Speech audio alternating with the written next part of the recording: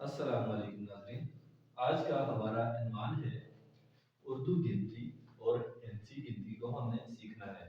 تو ٹاپک شروع کرنے سے پہلے میں چاہوں گا کہ آپ ہمارے چینل کو سبسکرائب کریں اور بیل آئیکن کو ہلکے سے دبا دیں۔ تو شروع کرتے ہیں ہم۔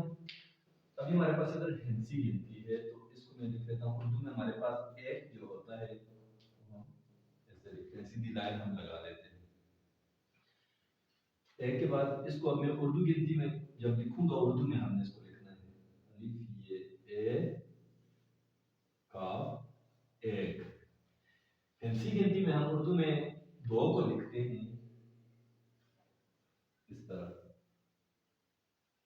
اور اردو میں اس کو دال واو دو ہو جائے گا۔ اردو میں ہم ہندسی گنتی میں تین کو لکھیں گے دو ہی کی طرح، ایک اس کا زیادہ ہو جائے گا تین۔ اس کو جب ہم اردو میں لکھیں گے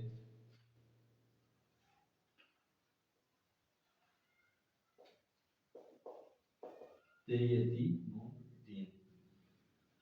ہندسی گنتی میں ہم چار لکھیں گے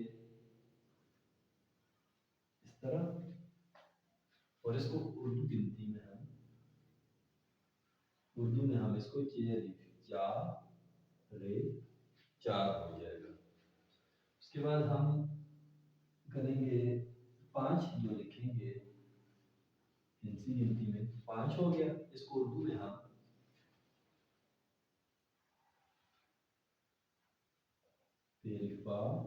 نون پانچ، نون ہمارے پاس اردو میں پڑھنے ہوگا، پانچ ہو گیا یہ۔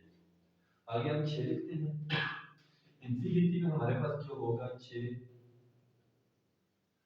اس طرح ہوتا ہے، اور اس کو ہم اردو میں ایسے لکھتے ہیں۔ ہندسی گنتی میں ہمارے پاس سات اس طرح لکھا جاتا ہے، جبکہ اردو میں ہم سات کو سین الف سا تے سات۔ ہندسی گنتی میں اب آٹھ ہم اس طرح لکھیں گے، جبکہ اردو میں الف مد آ اس کو ہم ٹھے پڑھیں گے، ٹھے آٹھ ہو گیا۔ ہندسی گنتی میں ہم نو جو لکھیں گے وہ ہمارے پاس اس طرح ہوگا، اور اردو میں ہم نون کو نو۔ ہندسی گنتی میں ہمارے پاس 10 زیرو آپ نے جو ڈالنا ہے سر غور نہیں کرنا ہے، ایک نقطہ آپ نے ڈال دینا ہے، زیرو ہمارے پاس اس طرح ہوگا، تو یہ 10 بن گیا۔ اردو میں ہمارے پاس 10 کو ہم دال سے 10 اس طرح لکھیں گے۔ امید ہے آج کی ویڈیو آپ کو